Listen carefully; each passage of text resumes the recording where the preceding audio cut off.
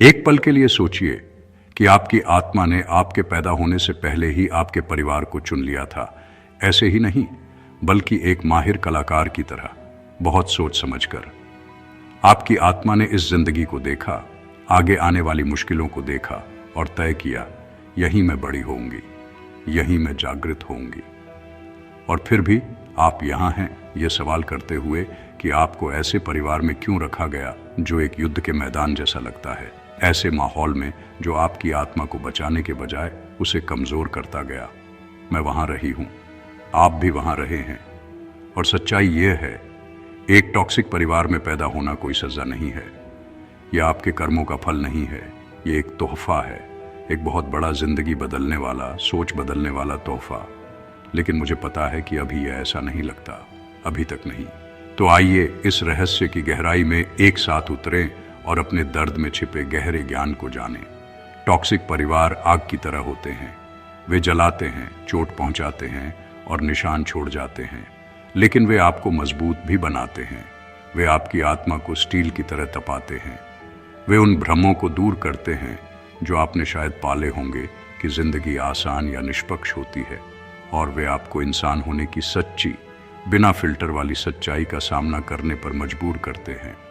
Toxic परिवार चुने हुए लोगों के लिए सबसे अच्छी ट्रेनिंग ग्राउंड होते हैं, क्योंकि चुने हुए लोग यहाँ चक्रों को तोड़ने के लिए हैं।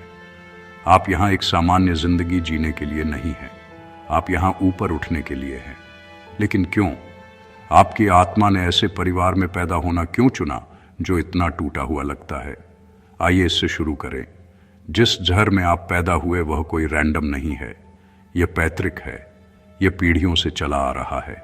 यह ठीक न हुए जख्मों, अनकही सच्चाइयों और अचेतन पैटर्नों का जमावड़ा है जो आपकी वंशावली से नीचे चला आ रहा है। और आप, मेरे दोस्त, इसे रोकने के लिए पैदा हुए हैं। इस बारे में एक पल के लिए सोचिए, इसे अंदर तक उतरने दीजिए। आप फिट होने के लिए पैदा नहीं हुए थे, आप अलग दिखने के लिए, ऊपर उठने के लिए, ठीक करने के लिए पैदा हुए थे। सिर्फ खुद को ही नहीं, बल्कि आपसे पहले की पीढ़ियों को और आपके बाद आने वाली पीढ़ियों को भी।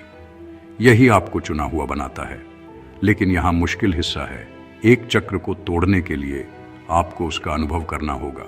आप उसे ठीक नहीं कर सकते जिसे आप समझते नहीं हैं, आप उससे ऊपर नहीं उठ सकते जिसका आपने सामना नहीं किया है।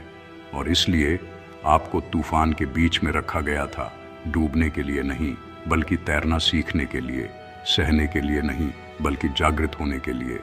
मैं आपसे कुछ पूछता हूँ, जब आप अपने परिवार को देखते हैं तो आपको क्या दिखता है? क्या आपको गुस्सा, उपेक्षा, हेर फेर, नियंत्रण दिखता है?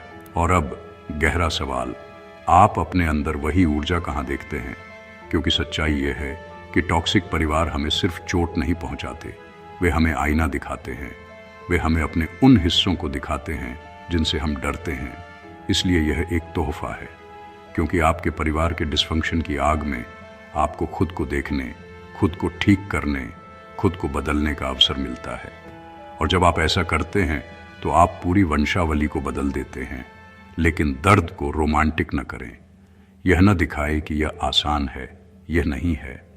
एक टॉक्सिक परिवार में पैदा होना एक आत्मा के लिए सबसे मुश्किल रास्तों में से एक है जिसे वह चुन सकती है। इसके लिए बहुत ताकत, लचीलापन और हिम्मत चाहिए। इसके लिए आपको अस्वीकृति, विश्वासघात और कभी कभी तो परित्याग का भी सामना करना पड़ता है। लेकिन बात यह है, हर बार जब आप इसका सामना करते हैं, हर बार जब आप नफरत की बजाय प्यार से, फैसले की बजाय समझ से, गुस्से की बजाय करुणा से जवाब देना चुनते हैं, तो आप चक्र को तोड़ रहे होते हैं। खुद से पूछें, अगर आप अपने परिवार से लड़ना बंद कर दें और उन्हें अपने सबसे बड़े शिक्षक के रूप में देखना शुरू कर दें, तो क्या होगा? क्या होगा अगर उनका जर आपकी कीमत का नहीं बल्कि उनके दर्द का प्रतिबिंब हो? क्या होगा अगर उनकी आपको उस तरह से प्यार न कर पाने की क्षमता जैसा आप हकदार हैं, इसलिए नहीं है कि आप प्यार के लायक नहीं हैं, बल्कि इसलिए है कि वे खुद को प्यार करना नहीं जानते। यही बदलाव होता है जब आप अपने परिवार को दुश्मन के रूप में देखना बंद कर देते हैं और उन्हें ऐसे घायल आत्माओं के रूप में देखना शुरू करते हैं जो अपनी पूरी कोशिश कर रहे हैं जो उनके पास है। जब आप यह पूछना बंद कर देते हैं वे मुझे क्यों चोट पहुंचा रहे हैं और पूछना शुरू करते हैं वे मुझे क्या सिखा रहे हैं, तभी आपको तोहफा मिलना शुरू होता है। क्योंकि सच्चाई यह है, आपके परिवार का जहर आपका बोझ नहीं है, यह आपको ठीक होने का निमंत्रण है। यह आपको यह याद दिलाने का निमंत्रण है कि आप कौन हैं, उनकी कल्पनाओं से परे, उनकी उम्मीदों से परे, उनके दर्द से परे। यह आपको एक चुने हुए व्यक्ति के रूप में अपनी शक्ति में कदम रखने का निमंत्रण है। लेकिन यहां एक पेंच है, आप अपने परिवार को ठीक नहीं कर सकते, आप केवल खुद को ठीक कर सकते हैं। और ऐसा करने से आप एक लहर प्रभाव पैदा करते हैं जो सब कुछ बदल देता है। मैं आपके साथ कुछ बहुत निजी साझा करता हूं। जब मैं छोटा था तो मैं सोचता था कि अगर मैं पर्याप्त अच्छा, पर्याप्त सफल या पर्याप्त मजबूत हो जाऊं तो मैं अपने परिवार को ठीक कर सकता हूं, मैं उन्हें बचा सकता था। लेकिन मैंने जितनी ज्यादा कोशिश की उतना ही मुझे एहसास हुआ कि उन्हें बचाना मेरा काम नहीं था। मेरा काम खुद को बचाना था। मेरा काम उन पैटर्नों से आजाद होना था जो मुझे फंसाए हुए थे। और जैसा मैंने किया, कुछ चमत्कारी हुआ। परिवार के डायनामिक्स बदलने लगे। इसलिए नहीं कि मैंने उन्हें मजबूर किया, बल्कि इसलिए कि मैं बदल गया। यही चुने हुए व्यक्ति होने की शक्ति है। आपको अंधेरे से लड़ने की जरूरत नहीं है, आपको बस अपनी रोशनी चमकानी है। लेकिन मैं आपसे यह पूछता हूं, अंधेरे के सामने अपनी रोशनी चमकाने का क्या मतलब है? जब कोई और नहीं करता तो खुद से प्यार करने का क्या मतलब है? जब आपके चारों ओर अराजकता हो तो शांति चुनने का क्या मतलब है? ये वे सवाल हैं जिनका आपको जवाब देना होगा। ये वे सवाल हैं जो आपको आपकी यात्रा पर मार्गदर्शन करेंगे। और यहाँ सबसे खूबसूरत हिस्सा है, जिस पल आप अपने परिवार को एक अभिशाप के रूप में देखना बंद कर देते हैं और उन्हें एक उपहार के रूप में देखना शुरू कर देते हैं, सब कुछ बदल जाता है। जिस पल आप अपने रास्ते का विरोध करना बंद कर देते हैं और उसे गले लगाना शुरू कर देते हैं, आप अपनी शक्ति में कदम रखते हैं। क्योंकि सच्चाई यह है कि आप एक टॉक्सिक परिवार में टूटने के लिए पैदा नहीं हुए थे। आप एक टॉक्सिक परिवार में उठने, ठीक होने, जागृत होने के लिए पैदा हुए थे। आइए थोड़ा और गहराई में जाते हैं। आप देखते हैं, जब किसी आत्मा को अराजकता, दुष्क्रिया और दर्द के बीच रखा जाता है तो कुछ ऐसा असाधारण होता है। एक टॉक्सिक परिवार से लगी चोटें सिर्फ निशान नहीं छोड़ती, वे छेद छोड़ जाती हैं। रोशनी के अंदर आने के लिए छेद, जागरूकता के जागृत होने के लिए छेद, परिवर्तन के शुरू होने के लिए छेद। लेकिन यहाँ विरोधाभास है। इससे पहले कि आप उपहार देख सकें, आपको घाव का सामना करना होगा। और यहीं ज्यादातर लोग अटक जाते हैं। वे दर्द का विरोध करते हैं, वे उससे लड़ते हैं, वे उससे भागते हैं। लेकिन दर्द, खासकर वह जो परिवार से पैदा होता है, ऐसी चीज नहीं है जिससे आप भाग सकें। यह ऐसी चीज है जिसका आपको सीधे सामना करना होगा।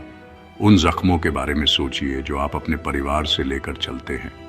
शायद आपकी इतनी आलोचना की गई कि आपने अपनी खुद की कीमत पर शक करना शुरू कर दिया।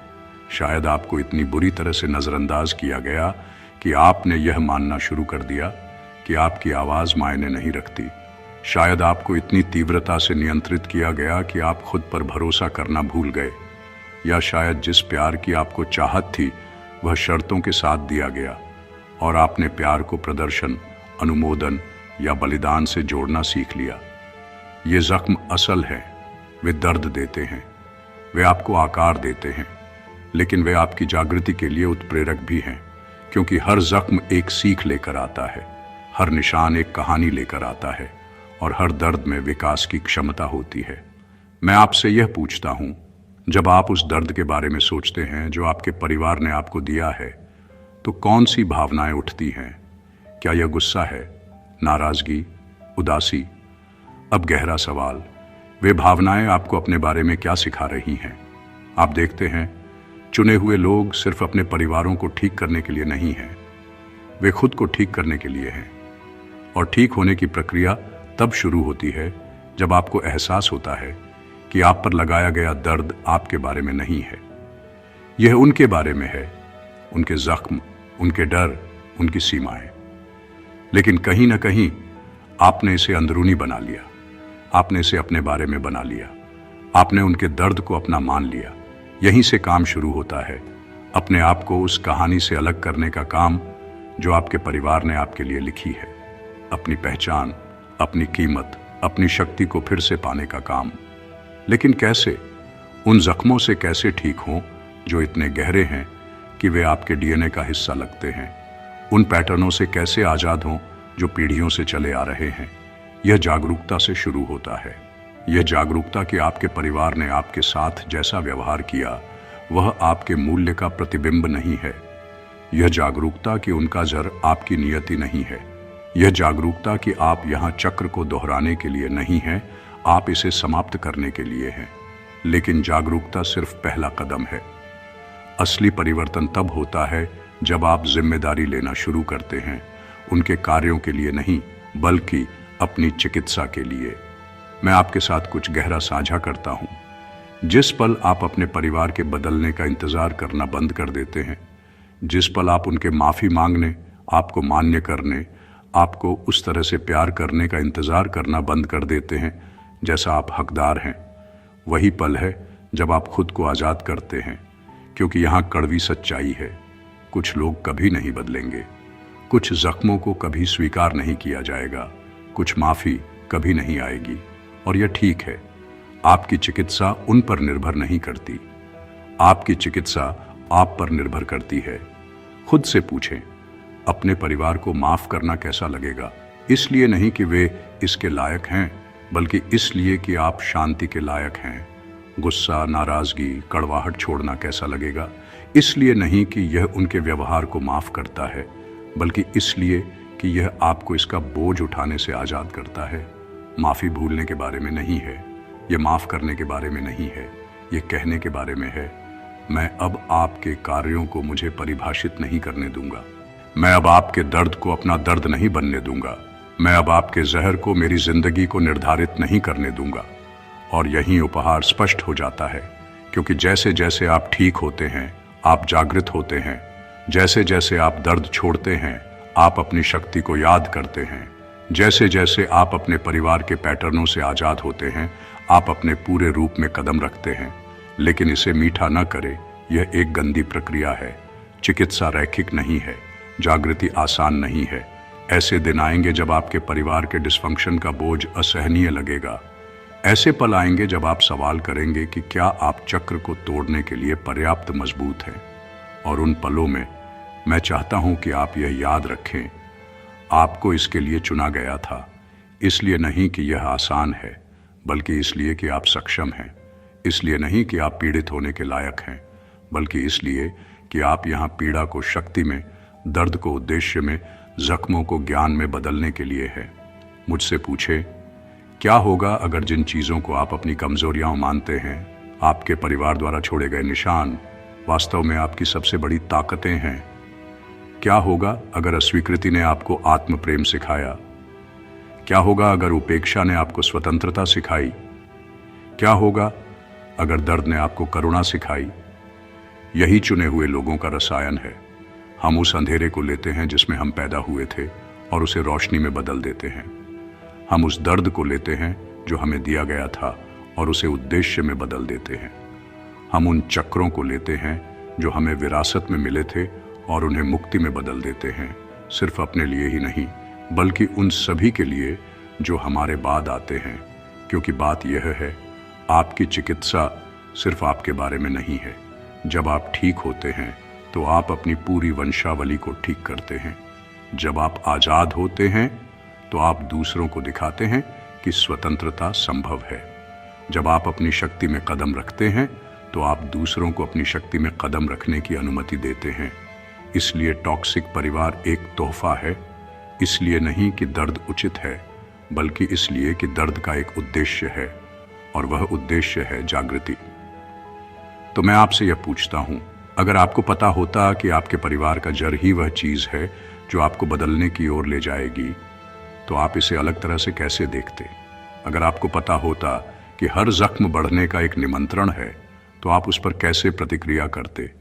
क्योंकि सच्चाई ये है कि आप अपने परिवार के शिकार नहीं हैं, आप उनके परिवर्तन के उत्प्रेरक हैं।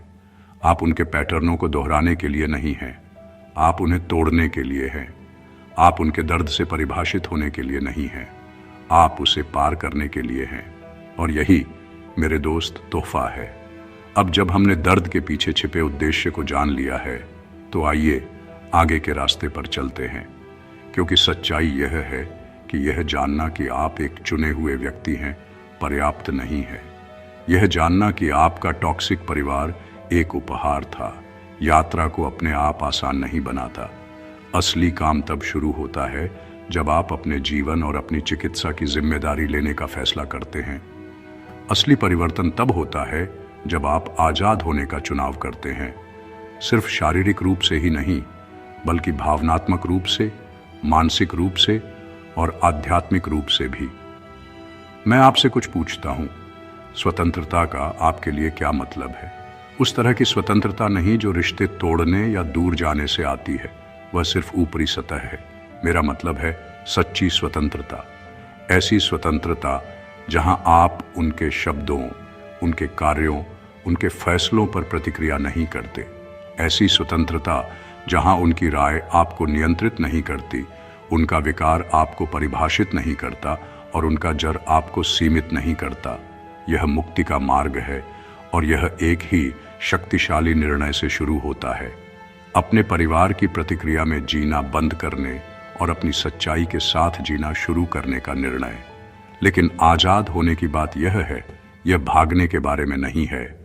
आप दुनिया के दूसरी तरफ जा सकते हैं और फिर भी अपने परिवार के जख्मों को अपने साथ ले जा सकते हैं, क्योंकि जो जंजीरें आपको बांधती हैं वे बाहरी नहीं हैं, वे आंतरिक हैं।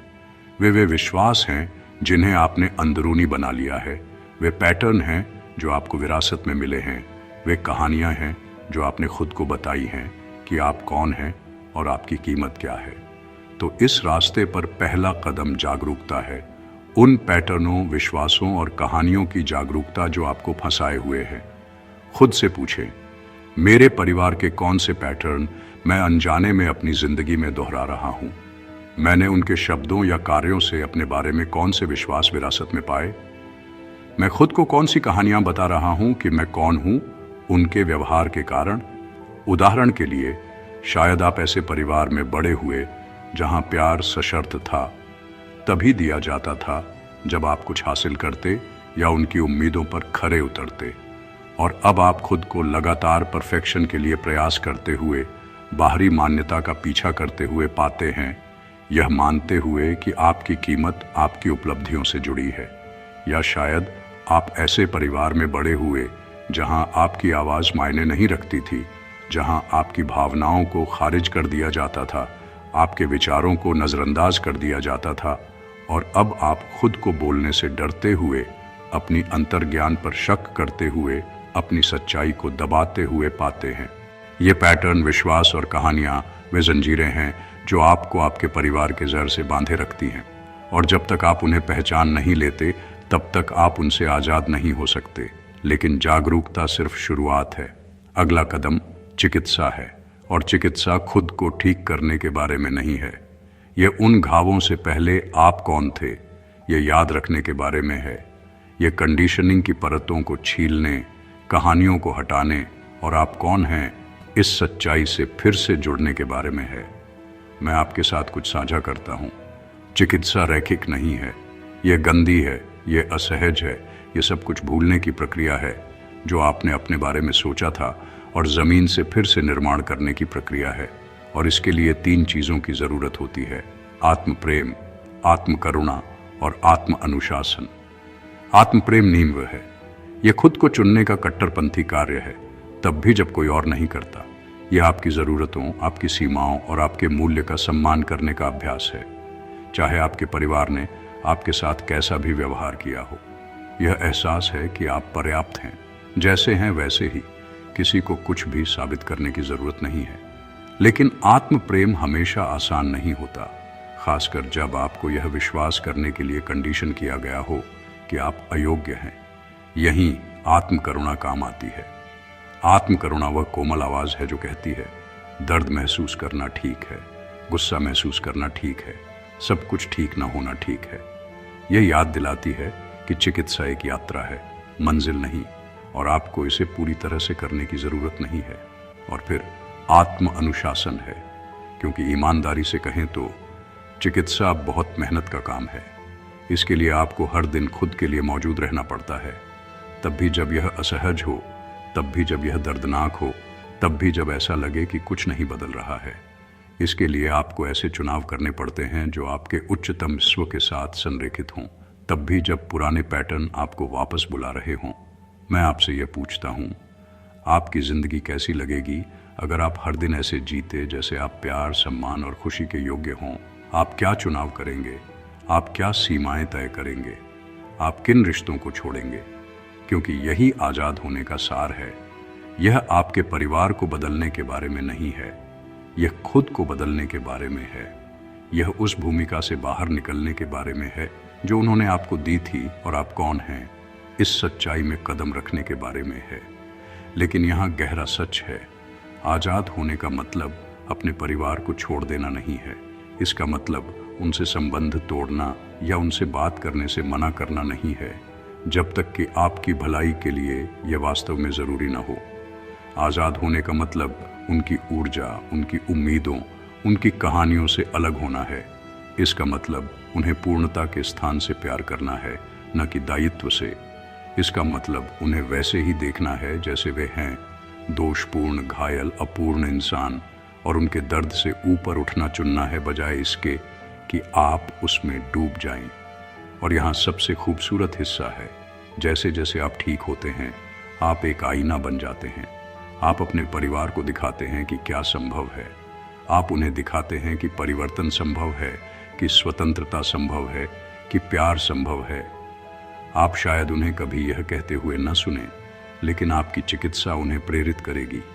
आपकी रोशनी उनमें कुछ जगाएगी, भले ही उन्हें यह व्यक्त करना ना आता हो। मैं आपसे पूछता हूँ, क्या होगा अगर आपके परिवार के लिए प्यार का सबसे बड़ा कार्य उन्हें ठीक करना नहीं, बल्कि खुद का सबसे पूर्ण, सबसे मुक्त संस्करण बनना है? क्या होगा अगर आपकी चिकित्सा ही वह चीज़ है जो उनमें बदलाव का बीज बोती है, भले ही उसे खिलने में सालों या जीवन भर लग जाए? यही चुने हुए लोगों का मार्ग है।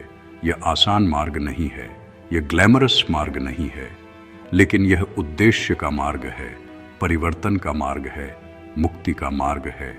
तो जैसे ही हम इस यात्रा के अंत तक पहुंचते हैं, मैं आपको यह बताना चाहता हूं, आपके परिवार का जहर आपकी नियति नहीं है, यह आपका प्रशिक्षण मैदान है।